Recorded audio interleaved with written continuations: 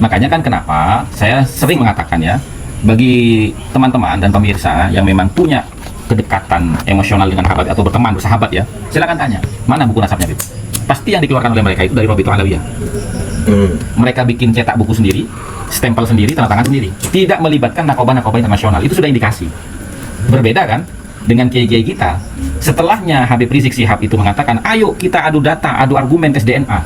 Akhirnya kiai-kiai dari Trah Wali Songo ini melakukan komparasi data melalui berbagai manuskrip, ya kan, kemudian diangkat ke narkoba internasional. Akhirnya beliau-beliau ini mendapatkan syahadah isbat nasab, dan itu tanda tangan dan stempernya itu 14 narkoba, gitu loh.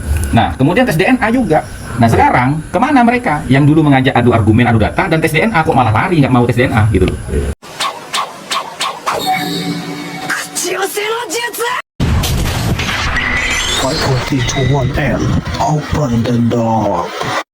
Assalamualaikum warahmatullahi wabarakatuh. Balik lagi di Kena Kali Channel. Nah, sepertinya semakin banyak ustadz-ustadz kaliber Indonesia yang mulai mencari fakta dan data dan menemukan banyak sekali indikasi-indikasi dugaan penipuan yang dilakukan oleh kaum Ba'alawi. Mulai dari pengakuan mereka sebagai Julia Rasul sampai ajaran-ajaran kurofat dari kitab-kitab yang mereka karang sendiri. Oke, udah nggak usah banyak cincong, kita simak dulu videonya. Menyatakan bahwa Said Soleh bukan Anaknya Syabdul Qadir. Tidak terverifikasi. Tidak terverifikasi. sebagai Tidak ada keturunan kebersamannya, sebagai ya. putra sebagai putra Syabdul Qadir Jailani berdasarkan kitab sezaman yang tidak menyebutkan itu. Padahal Nah, ada. kitab sezaman yang mereka katakan tidak menyebutkan itu adalah kitabnya Ibnu Najjar. Padahal ketika kita cross check, Ibnu Najjar menyebutkan semua sampai Said Soleh, gitu loh. Ini kan kejahatan ilmiah, gitu. Iya, iya. Dan bahkan Syekh Abdul Qadir Jailani itu masyhur dengan sebutan Abu Soleh. Kenapa? Karena setiap menghadiri acara itu yang selalu dibawa oleh Syekh Abdul Qadir Jailani itu adalah Sayyid Soleh, pongkol nasabnya Wali Songo. Iya. Dan menurut saya aneh bin ajaib ya kalau kiai-kiai khususnya para keturunan Wali Songo itu masih mendukung mereka. Karena apa ini kan gitu. Iya, iya. Jadi perlu diterapi, sok terapi. Biar sadar. Terapi tegangan tinggi ya. Karena gini mungkin Kiai. Karena Wali Songo itu Kiai dari jalur putra kesayangannya Syekh Abdul Qadir Kiai. Jadi mereka iri gitu loh. Ya, bisa. Itu Iya kan ajaibnya Gus, kok kiai-kiai masih mendukung mereka? Ada apa kan itu? Ajaib kan Mas? Ya ajaib. Bukan ajaib, ada kebodohan. Apa ada fulus di situ? Diperjelas oleh Gus Fuad. Padahal kalau kita lihat ya, semua kitab manaqibnya Syekh Abdul Qadir, baik yang dari luar maupun dalam negeri, itu semuanya ketika menyebutkan Syekh Abdul Qadir itu dengan kunyah Abu Soleh. Kenapa? Ya seperti yang Kiai Ja'far jelaskan tadi, karena memang Said Soleh ini adalah anak yang paling dikenal oleh seluruh masyarakat dan jamaahnya Syekh Abdul Qadir, karena memang sering dibawa kemana-mana, sehingga bolehlah dikatakan anak kesayangan gitu ya. Itu. Dan itu pongkol nasab daripada Wali Songo, diantaranya Sunan Giri, Sunan Kudus, dan Syarif Zain Abdul Qadir Sunan Gunung Jati II, gitu. Berarti apa namanya itu penulis Rabithah Alawiyah itu cari teman kalau tadi istilahnya. Iya, cari teman. Bahwa Said Soleh itu tidak terverifikasi sebagaimana Ubaidillah begitu. Betul. Padahal kasusnya beda ini. Beda. Bukan tidak terverifikasi, tapi mereka menghilangkan itu. Makanya disebut kejahatan Ilmiah. Ya. Dari situ aja kita bisa lihat moral ilmiahnya bagaimana. Ya, Gitu kan, betul. Semoga masyarakat bisa menilai siapa yang benar dan siapa yang salah. Melalui buku ini ya, Iya. gitu ya. Ya, makanya kan rencananya itu kami dengan Kiai Ja'far Shadiq Fauzi dan Kiai Abdul Ghalib Syahuri itu mau mencetak buku ini 1000 eksemplar itu kita bawa kepada para kiai. Jadi kita sowan kepada para kiai, kita hadiahkan buku itu, kan dua ya. Ketidakabsahan nasab Ba'alawi satu yang membantah buku keabsahan Ba'alawi tadi, yang kedua itu hikayat Israiliyat Yahudi versus khurafat Ba'alawi. Kenapa? Karena kiai-kiai itu nggak tahu, Gus. Isi dari kitabnya Ba'alawi itu seperti apa nggak tahu mereka. Nah, ketika beberapa kiai kita kasih tahu, ternyata mereka memang betul-betul nggak tahu dan kaget dengan itu. Akhirnya apa? Berbelok ikut meneliti. Salah satunya ada temannya Kiai Ja'far Shadiq Fauzi ini, yang dulunya mereka itu tidak percaya dengan kita. Ketika dijelaskan oleh beliau tentang kitab-kitabnya Ba'alawi, ini bukan oknum, ini ajaran karena ada di kitabnya, gitu loh. Akhirnya kan sampai gimana itu, Kiai? Ya, ketika ini. Jadi orang-orang Madura yang sudah terdoktrin, biasanya ketika kita menjelaskan kepada mereka tentang kebenaran nasab ini kurang begitu tertarik. Kenapa? Karena sudah terdoktrin dengan kata-kata jangan membahas nasab, membahas nasib aja kan gitu. Ya. Kalau kita tidak membahas nasab, pasti nasib kita tidak akan pernah berkah. Kenapa kalau seperti itu? Ya kita kembali kepada hadis baginda Nabi Muhammad SAW. Ta'allamu min ansabikum ma tasiluna bihi arhamakum. Jadi kita diperintahkan untuk belajar nasab. agar kita bisa bersilaturahmi, dan dari silaturahmi ini akan mendapatkan dua keberkahan dan kesuksesan usia, keberkahan dan kesuksesan harta. Nah, bagaimana mungkin kalau kita tidak membahas nasab, kita bisa membangun nasib kita seperti itu. Apalagi nasab sekarang digunakan untuk menindas nasib orang lain. Ya. Betul. Maka nasab harus dibahas. Karena itu ya harus dibahas. Dan yang kedua, kebanyakan mereka itu tidak tahu terhadap hurufat penyimpangan akidah yang selama ini menyandra dan menjajah akidah Ahlussunnah wal Jamaah. Di antaranya menghalalkan sesuatu yang mungkar. Itu ada di kitab Kunuz Sa'adah. Ahmad Al-Habsyi, ya, putranya Khol Solo. Ya, Ahmad Al-Habsyi itu. Takut tidak tahu gitu. Harus diperjelas. Jadi ketika keluar di jalan ketemu dengan cewek ya, atau perempuan.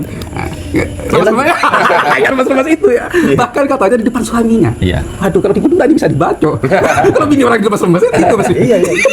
Ini kan berarti menghalalkan sesuatu yang mungkar. Baik dalam agama walaupun dalam pemerintahan nggak boleh ya lemas-lemas punya orang. Tapi berkah ya katanya. Bukan hikmahnya katanya mengeluarkan syahwat zina. Ya betul. Iya, itu berkahnya Betul, itu ya. kan. Nah, itu. Bisa ngutang. Nah, itu secara apa? Syariat. Terus secara akidah katanya leluhur mereka itu pernah diberi jabatan oleh Allah ini. Seolah-olah ini pijinya Allah gitu. Pijing kalau di bupati ya. Jadi mulkuka katanya. Kerajaanku adalah kerajaan kamu. Tusarrifuha kaifa syi'ta. Nah, jadi kamu menggunakan terserah kamu. Bahkan katanya urusan mati dan hidup Diurus oleh Ba'alawi. oleh Ba'alawi. Iya. Kalau mereka benar-benar diberi perintah yang seperti itu, kenapa klan mereka banyak yang mati? Iya, secara logika kan sebenarnya kan kalau klannya ya kasih hidup sampai 200 tahun, 900 tahun ya, yang lain matiin semua. Biar dunia ini ya cuma mereka kan gitu. Jadi nggak usah susah payah melakukan gerakan kudeta terhadap presiden. Gitu Mas Riki. Oleh karena itu kami dengan Gus Hasan dan tim ini sekaligus menulis dua buku. Ya. Buku pertama ketidakabsahan nasab Ba'alawi. Buku kedua Hikayat Israiliyat Yahudi versus Khurafat Ba'alawi. Nah, saya tertarik yang buku kedua dulu nih. Iya. Itu kan ada versus tuh Iya. bahasanya. Berarti nanti akan ditampilkan kisah Israiliyat Iya. dengan kisah Iya. Ba'alawi. Iya. Kemudian dikomparasi. Iya, betul. Jadi isi buku itu ya kurang lebihnya pertama ini kan kitab-kitabnya Ba'alawi ini kan banyak khurafat-khurafatnya. Tapi dibantah oleh mereka ini karomah. Karomah itu sesuatu yang tidak bisa dinalar oleh akal. Tapi perbedaan antara khurafat dengan karomah itu kan beda jauh gitu kan. Maka di buku itu kita jelaskan nih definisi mukjizat seperti apa, definisi karomah seperti apa, definisi khurafat seperti apa, kan gitu. Nah, karena begini, menurut paham kami ya, karomah itu adalah warisan dari mukjizatnya Nabi Muhammad SAW, atau karomah itu secara umum adalah warisan dari mukjizatnya para nabi gitu. Nah, di buku itu kita kasih contoh seperti misalkan Syekh Abdul Qadir Jailani ketika beliau itu diminta untuk menghidupkan orang mati yang sudah 600 tahun meninggal karena ditantang oleh orang Nasrani kan. Apa hebatnya Muhammad nabi kamu? Kalau nabi saya nih, Nabi Isa nih, bisa menghidupkan orang mati. Muhammad tidak ada sejarahnya menghidupkan orang mati, mukjizatnya kan gitu. Kata Syekh Abdul Qadir, kalau seumpamanya saya bisa, apakah kamu mau beriman kepada Muhammad? Ya silahkan kalau memang bisa gitu. Nah, karena mungkin pemikiran orang Yahudi nggak mungkin, nabinya aja nggak bisa, apalagi bukan nabi kan gitu. Ya sudah, sekarang kita ke kuburan mana? Tunjuk sama kamu, makam leluhur kamu yang mana yang mau saya bangunkan gitu kan. Akhirnya ditunjuk, singkat cerita bangunlah itu dengan izin Allah ya.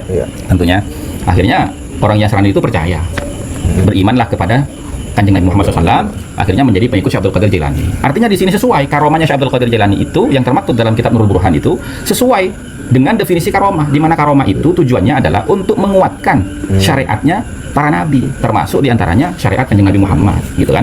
Sehingga orang Nasrani tadi beriman kepada Kanjeng Nabi Muhammad dan menjadi pengikut Syekh Abdul Qadir Jailani. Yang kedua, dari mana Syekh Abdul Qadir ini mewarisi karomahnya bisa menghidupkan orang mati? Ya mewarisi mukjizatnya Nabi Isa. Nah, sekarang pertanyaan saya, lah khurafat-khurafatnya Ba'alawi yang mereka anggap karomah ini menguatkan syariat yang mana? Terus mewarisi mukjizat Nabi yang mana? Kan gitu. Contoh misalkan Mi'raj 70 kali sehari semalam pakai muqaddam. 70 kali sehari semalam. Padahal dari zaman Nabi Adam sampai Nabi Muhammad tidak ada satupun nabi yang dikasih keistimewaan mukjizat Mi'raj kecuali Nabi Muhammad. Dan itu pun membuahkan hikmah sholat 5 waktu. Lah Fakih Muqaddam ini 70 kali sehari semalam ini apa yang didapat dia? Nyemok tadi. dapat medali jalan santai gitu. Jadi gini Gus ya. Jadi kami itu ingin masyarakat itu tahu bedanya khurafat dengan karomah. Karena karomah itu tidak mungkin bisa melebihi daripada mukjizat para nabi. Karena kan karomah itu warisan dari mukjizat. Dan yang butuh digaris bawahi itu tujuannya itu. Tujuannya. Iya, iya. Apalagi ketika ada orang mengatakan bahwasanya ini adalah karomah gitu loh. Dan ini biasa terjadi di para wali karena sholat itu bagian dari mi'rajnya orang muslim, orang mukmin itu kan. Loh, kalau memang itu diartikan sholat, mohon maaf. Kan selanjutnya itu kan Fakih Muqaddam itu menunggangi Kambing. keledai kan, Keledai, ya. himar kan, sebagai pengganti buruk gitu loh. Dan mohon maaf, buruknya bukan buruk apa, keledainya Fakih Muqaddam itu hafal jalan-jalan di langit sebagaimana dia hafal jalan-jalan di bumi, kan lebih hebat dari buruk berarti. Gini Gus, Gimana? kalau baginda Nabi itu tujuannya Allah. Iya. Iya. Jadi tidak jalan-jalan di langit. Kalau Fakih Muqaddam kan karena tujuannya bukan Allah, ya jalan-jalan di langit. Makanya sampai hafal ya. Ya, katanya di dalam kitabnya itu dabahnya kendaraan Fakih Muqaddam itu hafal jalan-jalan di langit sebagaimana hafal jalan-jalan di bumi. Saya ke Jogja 3 kali tapi belum hafal jalan-jalan. Pakai Sherlock terus.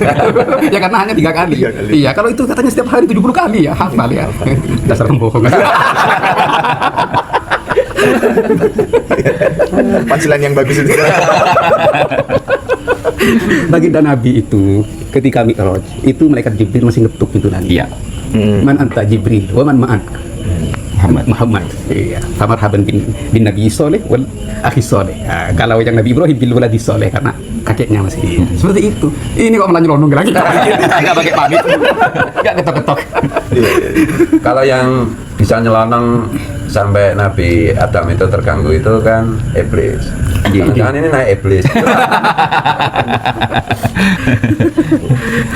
Berapa yang buku pertama ketidakabsahan nasab itu Ketidakabsahan nasab alawi. kira-kira berapa halaman Gus? Kurang lebih nggak sampai 150. Enggak sampai Nggak sampai. Lo kok enggak 500 gitu Karena biar gini, lebih. dari 560 sekian halaman itu sebenarnya isinya itu cuman 145. Ya, bentar ini supaya penonton ngerti. Ya. Maksudnya yang dimaksud jenengan itu bukunya Robito Alawiyah itu. Bukunya Robito Alawiyah itu yang berjudul Keabsahan Nasab Alawi yang 560 sekian halaman itu sebenarnya isinya cuma 145. Selebihnya itu hanya mengulang-ulang saja. Supaya terlihat tebal. Iya. Penggiringan opini, Penggiringan opini. iya. Terus Ya tadi itu kejahatan ilmiah gitu. standar ganda. Ya. Mereka standar ganda di buku itu biar teman-teman tahu ya. Jadi mereka itu awalnya mengkanter kitab Asy-Syajaratul Mubarakah. Ya, itu salah satunya yang paling krusial tuh. Bahwa kitab tersebut itu katanya bermasalah, rancu dan lain sebagainya. Karena di kitab itu tidak menyebut pengkonasan mereka. Ya. Jadi di kantor sedemikian rupa. Kemudian di antara alasan itu juga karena ditahkik oleh orang Syiah yang bernama Mahdi Ar-Raja'i. Nah, itu di awal. Kemudian mereka mendapat dukungan dari Syekh Mahdi Ar-Raja'i langsung Ayatullah As-Sayyid Mahdi Ar-Raja'i. Dengan sayyidnya, dengan ayatullahnya lengkap. Awalnya dikatakan Syiah. Terus kemudian di kitab mereka yang 500 halaman lebih itu katanya, jadi Asy-Syajaratul Mubarakah itu bukan karya tulis Fakhruddin Ar-Razi. Padahal yang mentahkik buku itu adalah Mahdi Ar-Raja'i yang sudah diagung-agungkan oleh mereka. Nah, dan Mahdi Ar-Raja'i dalam tahkiknya itu menyebutkan kami temukan di Fidohril Kitab, katanya di belakang kitab itu, bahwa kitab tersebut adalah karya tulis Fakhruddin Ar-Razi. Berarti secara tidak langsung karena ambisi untuk mengkanter Asy-Syajaratul Mubarakah, ya pentahkiknya dianggap bohong dong, kan gitu. Mahdi Ar-Raja'i kembali dianggap bohong. Iya kan, awalnya dia membatalkan kitab Sejarah Mubarakah karena pentahkiknya Mahdi Ar-Raja'i. Karena Syiah.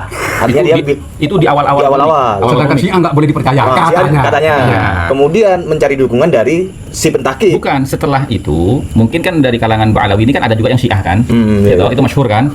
Nah, mungkin karena sesama Syiah ini dia minta kepada Mahdi Ar-Raja'i penjelasan itu, gitu loh. Kemudian Mahdi Ar-Raja'i membuat koror memang, membuat koror, ya toh. Ada ditampilkan di buku itu korornya Mahdi Ar-Raja'i itu.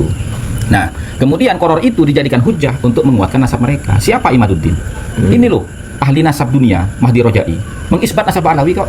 Ini kan namanya standar ganda. Kemarin. Iya, itu kabus. Nah, itu. Jadi begini juga yang perlu kita ketahui teman-teman. Katanya mereka selalu kemana-mana bahwa nasab mereka itu tidak ada yang membantah seluruh dunia. Tapi banyak yang membantah nasab mereka itu, ketersambungan nasab mereka, di antaranya As-Sayyid Abul Qasim Dr. Yasin Al-Karidari dalam kitabnya As-Suyuful Mujriyah yang membatalkan nasabnya Ba'alawi. Di dalam buku bantahan itu kami tulis redaksinya secara lengkap. Dan kitab itu, Mas Rifki ya, itu dikeluarkan oleh Naqabatul Ashraf At-Talibiyin fi Alamil Islami di Irak. Kitab As-Suyuf. Al-Mujriyah. Jadi kitab itu hasil konsensus semua ulama ahli nasab di dalam mengomentari nasab Ba'alawi. Makanya kan sampai detik ini saya minta, kalau memang kamu mengaku nasab kamu sudah sabit berdasarkan syuhra istifadah, mana syahadat nasabnya? Syahadat nasab belum ada. Sertifikat isbat nasab kan tidak ada mereka. Gitu loh. Karena apa? Kenapa kami minta itu? Lah, wong sudah dibatalkan sama Nakoba, kan tidak mungkin Nakoba manapun yang mau ngasih. Itu nggak mungkin. Makanya Kiai Imad itu ketika di Banten itu kan mengatakan begini, walaupun seluruh ulama ahli nasab dunia mengisbat nasab Ba'alawi, saya tetap akan menolak.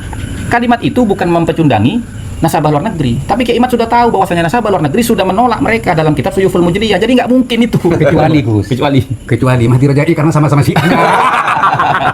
Padahal katanya Syiah tidak boleh dipercaya.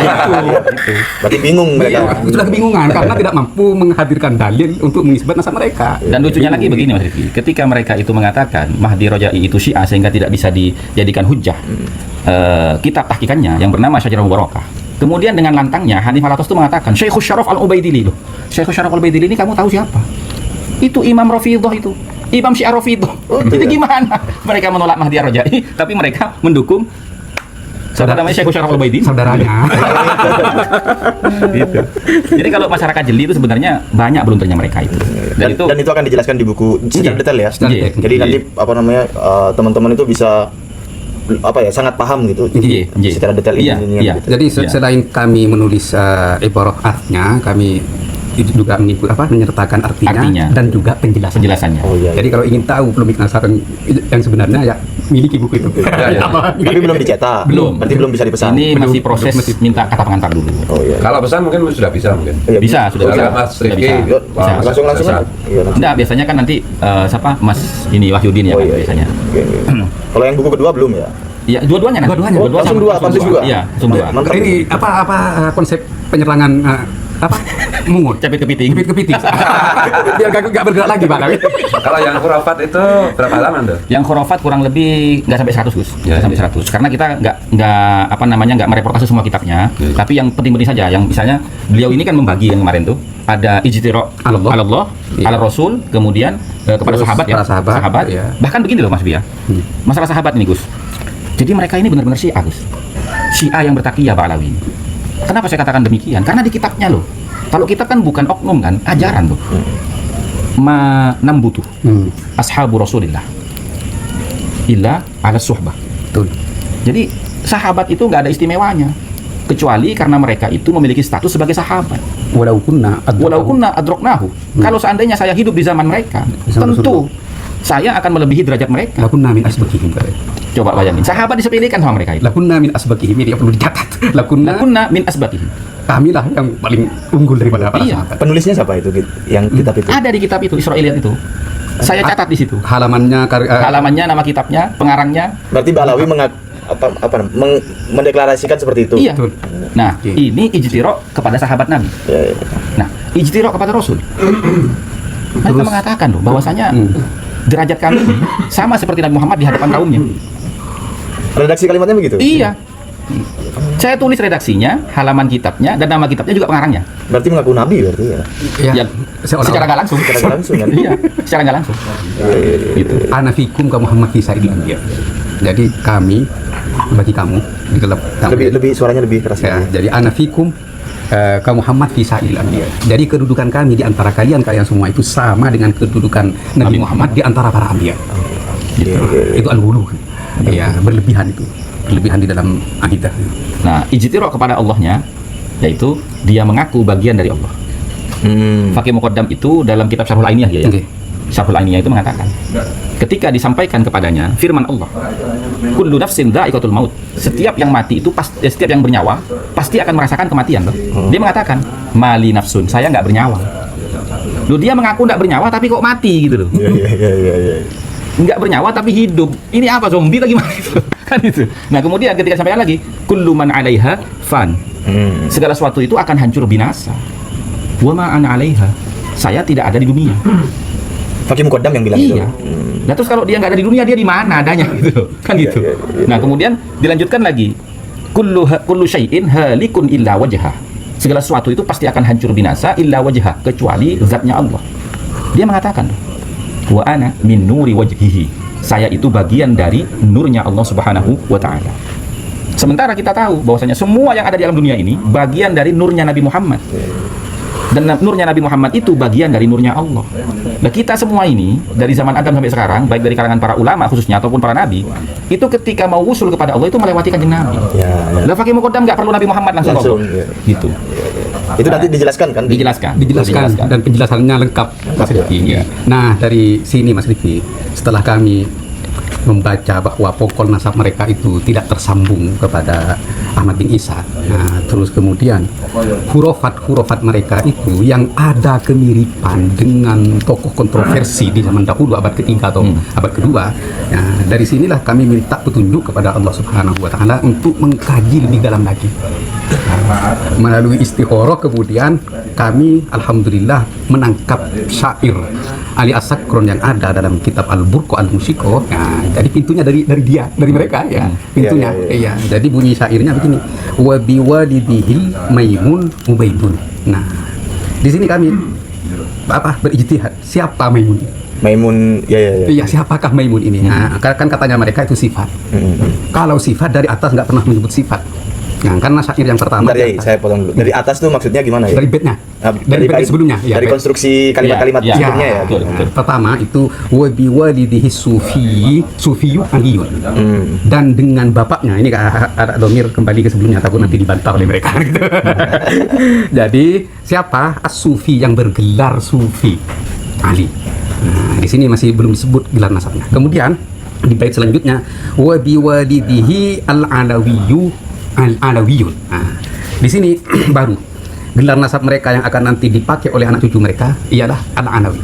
Al-Alawi. Iya. Dan faktanya sampai sekarang pakai Robito Alawi ya. Iya, ini fakta. Nah, dari dalil ini sudah ada bukti. Nah, terus kemudian selanjutnya wa biwalidihi al-maimunu ubaidun. Nah, di sini sama. Ini gelar leluhur mereka ke atas sampai ke al-maimun. Nah, dari sini baru kami pakai metode qaidah mantik. Iya, qaidah mantik itu kalau dalil itu ada dua. Dilalah lafdiyah dan dilalah nun lafdiyah atau ghair lafdiyah. Bahasa tradisionalnya seperti itu. Dari dilalah lafdiyah ini apa? Kita harus memahami definisi dilalah dulu. Fahmu amri min amri. Memahami arti dari sebuah lafaz. Iya, kan pasti kita ngaji itu tidak lengkap dengan artinya. Nah, lafaznya. Nah, di sini kami bagaimana memahami lafaz al-maimun itu sebagai zatnya. Nah, dari sini kita butuh korenah yang valid dari kitab-kitab sejarah. Oleh karena itu sudah ada 5 kitab sejarah yang menjadi sumber kami untuk menetapkan bahwa al-maimun yang disebut di syair As-Sakron itu adalah zat. Zat itu maksudnya adalah orang. Iya. Bukan sifat. Bukan sifat. Iya, orang. Nah, kemarin kami dibantah oleh kurcaci Mbak Nawi yang sudah kebingungan. Sebut aja namanya ini apa? Ya, Zaini lah. Zaini, Ya, ya. kan Rumil, mereka sudah kelimpungan sekarang. Jadi Zaini itu memaksakan hendak untuk menetapkan sebuah nasab dengan kaidah nahwu. Padahal ini kan ya. Di kalimat setelahnya ya, setelahnya wabilihil malimun itu kan wabi Ahmad al-Masyhur gitu. Wabi Ahmad al-Masyhur abihi. Berarti kan al-Masyhur ini kan juga bukan sifat toh? Iya, Itu marga toh? gelar. Lah iya gelar. Al-Masyhur toh? Yang terkenal ini, yang terkenal. Nah, jadi kami kumpulkan, kami kantongi semua, kemudian kami susun setelah 2 kitab ini naik cetak nanti. Iya. Bentar. Ini berarti nanti kitab yang lain lagi. Iya. Berarti 3 ya? Iya, Enggak, kan. jadi 2. Pertama dua. Yang sekarang ini. Baru yang selanjutnya itu yang Tentang Maimun itu. Maimun itu. Iya. Khusus Maimun. Khusus Iya, Maimun. khusus. Kasihan kami ingin membantu Mbak Alawi yang sampai saat ini belum menemukan bapaknya yang sungguhnya. Oleh karena itu kami bantu. Iya. Mbak Alawi, inilah bapak kamu. Iya. Itu kan ada ya, bentar, mohon maaf. Kan di narasi-narasi di medsos itu kan, ya kalau Ubaidillah itu bukan anaknya Ahmad bin Isa, terus anaknya siapa? Nah, ini jawabannya kan? Ini jawabannya. Ini jawabannya. Sayang sekali kalau difiktifkan. Iya. Dan ini tidak akan pernah terjawab sampai kapanpun kalau Ubaidillah itu difiktifkan. Dan yang paling menarik ya, setelah kami mendalami itu di kitab Al-Farqu Bainal Firaq, terus Al-Bidayah wan Nihayah, memang mempunyai kemiripan antara Ubaid yang dulu dengan Ubaid pengkol nasab mereka. Yang dulu itu siapa ya? Yang bin Maimun itu. Bin Maimun. Iya. Oh iya. Ya kan Ubed yang sekarang kan sama mereka disebut anaknya Ahmad. Ahmad. Iya, sedangkan Ubed yang dulu kan bin Maimun. Iya, Jelas, iya. Jadi bedanya Ubed yang sekarang dengan Ubed yang dulu itu. Tapi mempunyai kesamaan nama. Jadi Ubed Al-Maimun itu atau Abdullah Al-Maimun punya nama dua. Ubaidillah dengan Abdullah. Iya, Ubed yang sekarang yang katanya anaknya Ahmad bin Isa sama. Punya nama Ubaidillah dan Abdullah. Dan Abdullah sama. Dan yang Ubed Maimun itu redaksinya punya nama lain itu juga Iya. tertulis. Justru malah Tertulis. Ubaidillah bin Ahmad Al-Mahdi itu gelarnya mereka. Ketika mereka mendirikan dinasti Fatimiyah, Iya. itu mereka menggunakan gelar nama itu, Ubaidillah bin Ahmad Al-Habib. Al-Habib. Ya, dalam satu riwayat Ubaidillah bin Ahmad Al-Mahdi. Jadi juga ulama sejarah itu beda pendapat bahwa dinasti Fatimiyah itu ada yang menyebutkan adalah Ubaidillah atau Abdullah bin Maimun. Terus ada yang menyebutkan adalah Ubed bin Muhammad Al-Habib. Iya. Nah, sekarang kalau dilihat dari perbedaan pendiri dinasti Fatimiyun itu, ada yang bilang di akhir abad ke-1, ada yang bilang di pertengahan abad kedua, dan ada yang bilang di awal abad ketiga. Nah, ini perbedaan pendapat, nanti saya komparasikan dulu antara pendapat yang satu dan yang lainnya. Nah, mungkin mungkin saya kesimpulan sementara. Iya. Mungkin ini pendiri awal, muassis. Iya. Terus yang abad ketiga itu adalah penerusnya. Dari muassis itu sebelum kemudian dihancurkan oleh Salahuddin Al-Ayyubi yang atas saran dari Syekh Abdul Qadir Al-Jailani. Berarti, mohon maaf. Berarti ada Ubed 1, Ubed 2. Iya. Iya. Ada Ubed 1, ada Ubed 2, ada yang pendapat Ubed itu ya bin Maimun itu gitu. Ya. Makanya di Ubed 2 itu kemudian dinasti Al-Fatimiyah itu dirubah. Al-Ubaidiyah, Ar-Rafidiyah. Nah, yang berubah bukan mereka, tapi ulama-ulama sesama. Ya. Karena akidahnya Ubed itu yang menyimpang. Iya. Yang membunuh siapapun yang tidak sepaham dengan mereka. Saya sudah menulis satu biar gak terlalu panjang dari siapa yang dibunuh oleh Ubed itu karena tidak sependapat dengan. Nah, nanti di dalam kitabnya akan saya tulis. Jadi kalau dalam konteks hari ini, kalau Habib tidak di stop, tidak dibasmi, terus mereka berhasil berkuasa, maka yang tidak sependapat dengan mereka pasti dibunuh gitu. Sebagaimana sudah terjadi presiden di zaman-zaman sebelumnya. Iya. Ya, kan kemarin kan sudah ada buktinya, Gus. Yo, iya. Iya, katanya si imam itu. Iya. Ada yang mau mendirikan laskar. Matiin katanya gitu. iya. Itu. Itu nanggapi saya, tapi nggak berani nyebut saya. Karena sekali nyebut nama saya, dia terbakar. Kan? Jadi kalau orang awam Karena saya punya darah batu ampar. suruh matiin, berarti kan suruh bunuh. Gus. Iya. Iya.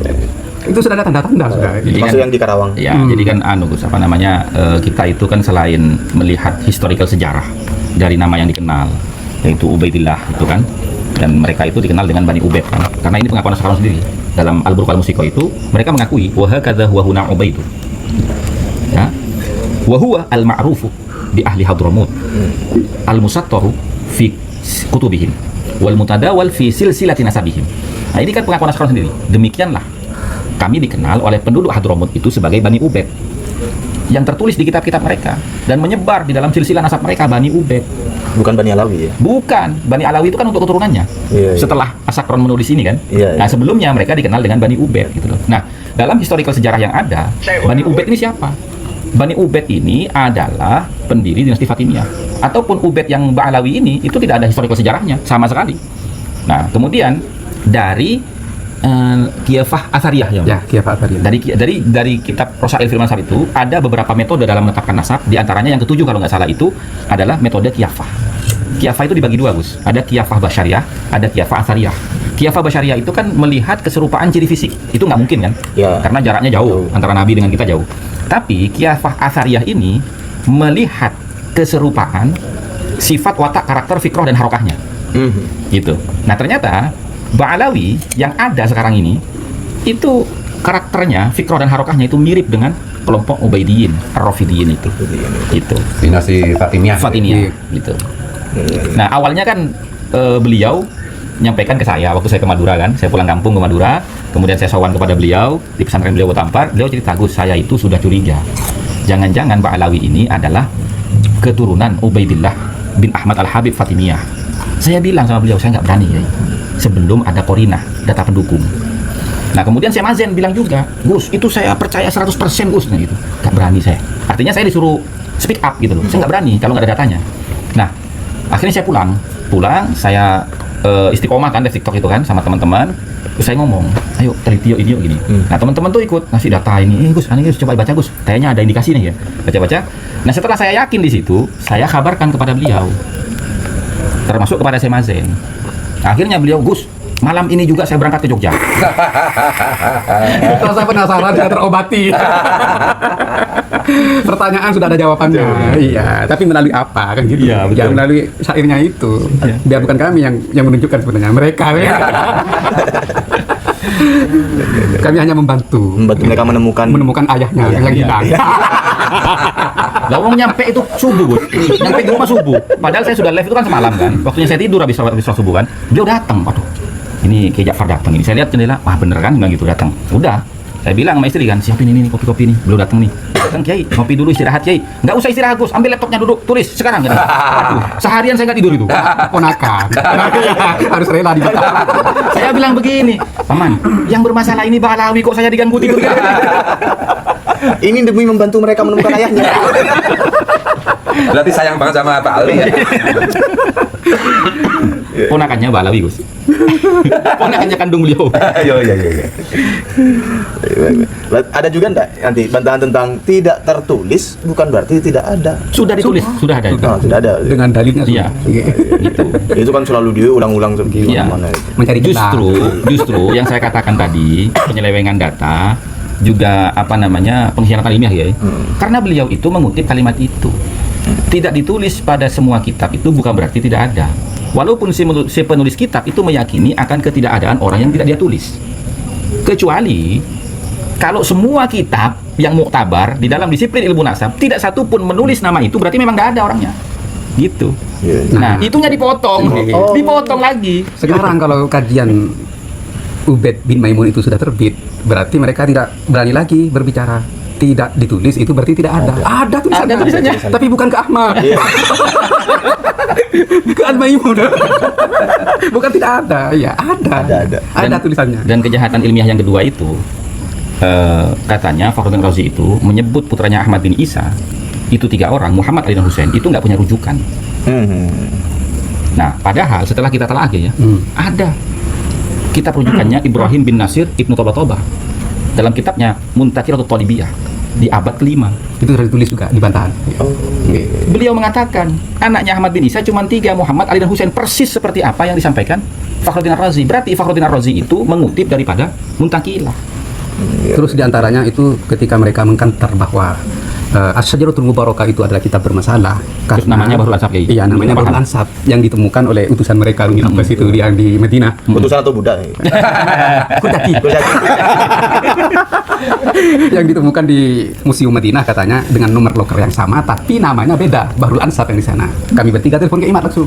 Iya. Ini gimana Kiai? Iya, karena kami nggak tahu memang nggak pernah ke Museum Madinah kan. Apakah betul di Museum Madinah itu ada kitab yang sama dengan Asy-Syajaratul Mubarakah dengan nomor loker yang sama namun beda nama. Nah, terus Imad menjelaskan kepada kami, iya karena yang itu belum jelas namanya. Jadi setiap ilmu nasab yang belum jelas namanya, kitab nasab ya, yang belum jelas namanya, maka para an-nasabah, ulama nasab itu memberi nama Bahrul Ansab, lautan nasab. Ya. Semua kitab nasab yang belum jelas namanya oleh para an-nasab, ulama nasab diberi nama Bahrul Ansab seperti itu. Berarti kan gini ya. Mereka menuduh Kiai Imad tidak paham tentang kaidah-kaidah nasab, ya kan?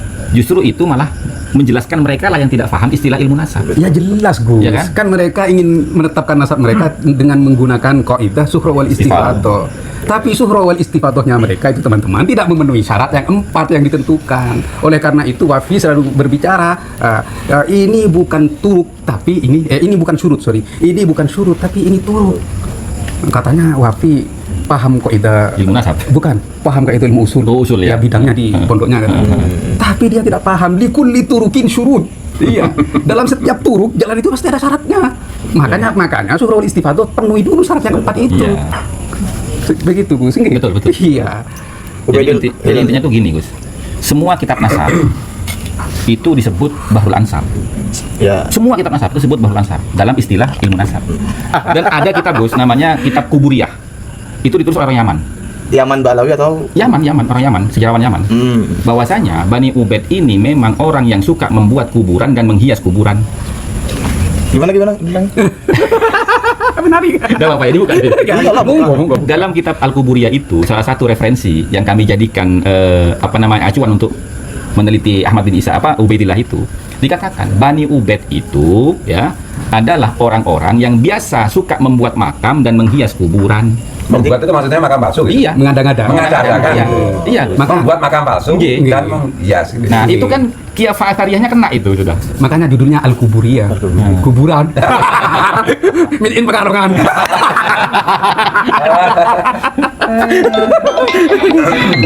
Berarti ini ya, dengan kata lain sudah surah istifadah. Iya. Mereka itu suka bikin kuburan palsu Iya. sejak dulu ya. Iya. Jadi menurut analogi saya asumsi saya yang insya Allah akan dikuatkan dengan koordinat itu. Kenapa mereka tenggelam selama 550 tahun? Itu ngumpet. Ngumpet karena sudah dihajar oleh Salahuddin Al-Ayyubi. Iya. Oh iya. Nah, sekarang begini, kenapa mereka itu kok seakan-akan sangat membenci sekali kepada Syekh Abdul Qadir? Iya. Sampai mau menyaingi Syekh Abdul Qadir kan? Bukan menyaingi lagi, melangkahi Iya, melangkahi. 10.000 derajat. Iya. Nah, itu Khilafah Athariyah juga itu. Bahwasanya cikal bakal Salahuddin itu menghancurkan dinasti Fatimiyah itu, Bani Ubaid itu karena perintah dari Syekh Abdul Qadir. Gitu loh. Makanya di sini membenci para kiai anak cucu Wali Songo yang keturunan Syekh Abdul Qadir Jailani. Satu kaki Habib yang ahli maksiat, ahli zina, ahli minum khamr lebih utama daripada 70 kiai yang alim. Ini istimbatnya dari mana? Di hadis nggak ada, di Al-Quran nggak ada, ya makalah ulama juga nggak ada, ya dalil mereka yang bikin sendiri. Terus katanya belajar kepada Habib yang bodoh itu lebih utama daripada belajar kepada 70 kiai yang alim. Dan itu bukan oknum, karena si Barsemi sendiri ngakui saya sedang membaca kitab menjelaskan ini. Ya. Jadi itu memang ajaran. Itu bukan oknum. itu ada kitabnya, Gus. Minhajus Sawi. Kemudian di kitab lain juga ada bahwasanya selain Ba'alawi itu hayawan. Itu juga kita tulis dalam buku ini. Hayawan itu artinya hewan gitu ya. Berarti kan nggak dihargai. Nah, selama ini yang menyebutkan selain kelompoknya itu hewan siapa? Kalau bukan Yahudi. Makanya itu kan saya versuskan itu, ya Israiliyat Yahudi dengan khurafat Ba'alawi gitu. Gitu. Jadi DNA-nya mereka G itu sudah pas dengan Khilafah Athariyahnya gitu loh. Gitu. Oleh karena itu kami kemarin ketika menjawab ini, kalau Al-Burqa Al-Musiko itu mengatakan hanya dua sejarah, terus dulu para ulama di zaman Al-Maimun itu juga kebingungan. Al-Maimun ini sebenarnya anaknya siapa? Ya memang begitu leluhur mereka kan gitu. Iya. Selalu hilang leluhurnya ya. Mengkaburkan leluhurnya karena takut diketahui statusnya kan gitu. Karena leluhur mereka itu statusnya ada yang bilang ini adalah keturunan Yahudi, ada yang bilang ini keturunan Majusi. Jadi selalu menyimpan leluhurnya, mengambil leluhur orang lain.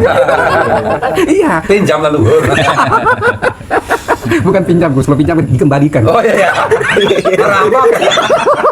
Merampok leluhur orang. Jadi dulu ya ada pendapat dari para ulama sejarah, ada yang bilang itu adalah Al-Yahudi, ada yang bilang Al-Majusi. Ya. Tapi yang Terus lebih kuat, ya? yang lebih kuat Al-Yahudi karena kesamaan karakter tadi. Iya. Ya. Nah, terus ada yang bilang bapaknya itu Yahudi, tapi bapak angkatnya itu Majusi. Itu juga ada yang bilang seperti itu. Ya, Robibu Majusi. Jadi anak tiri atau anak angkat. Mungkin ibunya Maimun itu menikah lagi atau menikah dua. Bisa. Makanya bingung nama ini anaknya siapa. Sama kiai sekarang bingung kan. Jadi anaknya siapa. Oke. Tadi itu ya, siapa tadi? Ubaid apa Al-Maimun. Istilah lainnya? Ubaidillah bin Al-Ubaidiyah. Ahmad. Apa Al-Mahdi Al-Habib. Al-Habib. Ya, jadi ada Ubaidillah bin Ahmad Al-Habib, ada Ubaidillah bin Ahmad Al-Mahdi. Kenapa kok Al-Mahdi? Karena mereka itu memang indikasi Syiah. Syiah itu kan selalu mengatakan Mahdi gitu kan. Mahdi itu ya. Jadi dulu juga Maimun itu pertamanya kan mengatakan atau memproklamasikan dirinya itu adalah keturunan Aqil. Aqil itu adalah saudaranya Sayyidina Ali. Aqil. Kemudian setelah Maimun itu meninggal, anaknya meningkat. Iya, Ubaid itu meningkat dari Aqil, kemudian mengaku anak Ismail. Oleh karena itu berdirilah dinasti Ismailiyah. Nah, ini dibatalkan oleh para ulama sezaman. Ismail itu tidak mempunyai anak gitu. Kok ujuk-ujuk ini datang mengaku anaknya Ismail? Batal. Kemudian dia mengaku anak Fatimah. Makanya berdirilah dinasti Fatimiyah. Itu ada sejarahnya semua. Iya. Nah, yang sekarang baru Ahmad bin Isa yang jadi korban. Tapi sebelum Ahmad bin Isa itu pindah-pindah pertamanya. Ke Bani Lahdal. Bani Lahdal kemana? Ya, memang begitu lah. Makanya kan kenapa saya sering mengatakan ya, bagi teman-teman dan pemirsa yang memang punya kedekatan emosional dengan Habib atau berteman bersahabat ya, silakan tanya mana buku nasabnya Bib. Pasti yang dikeluarkan oleh mereka itu dari Robitul Alawiyah. Mereka bikin cetak buku sendiri, stempel sendiri, tanda tangan sendiri, tidak melibatkan nakoba internasional. Itu sudah indikasi. Berbeda kan dengan kiai-kiai kita. Setelahnya Habib Rizik Syihab itu mengatakan, ayo kita adu data, adu argumen, tes DNA. Akhirnya kiai-kiai dari Trahwali Songo ini melakukan komparasi data melalui berbagai manuskrip, ya kan, kemudian diangkat ke nakoba internasional. Akhirnya beliau-beliau ini mendapatkan syahadah isbat nasab, dan itu tanda tangan dan stempernya itu 14 nakoba, gitu loh. Nah kemudian tes DNA juga. Nah sekarang kemana mereka yang dulu mengajak adu argumen, adu data dan tes DNA, kok malah lari nggak mau tes DNA, gitu loh. Gitu. Standar ganda. Standar ganda. Gitu. Dengan standar. Iya, awalnya Mungkin dia itu lari karena rindu Firza. awalnya menganjurkan, Bukan menganjurkan lagi, udah seperti memaksa. jadi iya. kemudian mengharamkan. Menantunya beda dengan mertuanya. Luar biasa. Jadi mungkin istilahnya itu pseudo ilmiah dia, pseudo ilmiah. Sudah ilmiah. Pseudo science. Alias penipu udah gitu aja. Tegas. GG. Nah itu dia videonya. Cukup banyak sekali fakta-fakta atau temuan terbaru yang dipaparkan oleh ustadz-ustadz yang cukup kaliber ini ya. Nah kalau aku rasa ini memang serius, bukan iseng gitu ya, atau orang-orang yang iri, yang dengki dengan para klan Ba'alawi, ataupun orang-orang yang ingin memecah belah. Aku rasa enggak ya. Kalau memang itu sekedar iri ataupun orang yang ingin memecah belah, pasti semua argumen-argumen dari mereka ini sangat mudah untuk dipatahkan oleh Habib-Habib Ba'alawi ini ya. Nah tapi faktanya sampai sekarang ini pihak dari kaum Ba'alawi ini belum ada menemukan argumen-argumen yang bisa mematahkan argumen ataupun data yang ditemukan oleh ustadz-ustadz ini ya, seperti Kiai Imad juga masih banyak yang belum bisa dipatahkan, hanya bermodalkan surah wal istifadoh. Nah hanya itu saja dari beberapa tahun lalu sejak bergulirnya polemik nasab ini, hanya sebatas itu aja sebagai satu-satunya argumen yang bisa dilontarkan dari kaum Ba'alawi ataupun pembelanya. Nah itu masih seputar polemik nasabnya, belum lagi klaim-klaim mereka yang banyak sekali mengklaim sejarah-sejarah nasional Nusantara, tokoh-tokohnya, hingga negara Indonesia ini mereka klaim milik Aulia Tarim, artinya milik mereka ya, milik kaum Ba'alawi Yaman. Nah tadi juga sempat dibahas kitab-kitabnya. Kitab-kitab Ba'alawi itu artinya kan ajaran mereka. Jadi apapun yang mereka sampaikan mengenai kurofat-kurofat mereka yang mereka klaim sebagai karomah, itu bukan oknum. Berarti memang itu ajaran dari kaum Ba'alawi ini. Coba kita perhatikan bagaimana tokoh-tokoh ini menyampaikan argumennya. Berbeda kalau misalnya para Habib ini menanggapi argumen-argumen yang disampaikan oleh tokoh-tokoh ini. Itu biasanya pasti menggunakan sentimen, malah menyerang personal, malah menganggap adu domba, malah ingin memecah belah. Nah dari situ sebenarnya kan sudah jelas terang benderang siapa yang memframing narasi-narasi pecah belah dan adu domba. Oke, mungkin segitu aja, mudah-mudahan bermanfaat. Terima kasih sudah menyimak. Assalamualaikum warahmatullahi wabarakatuh.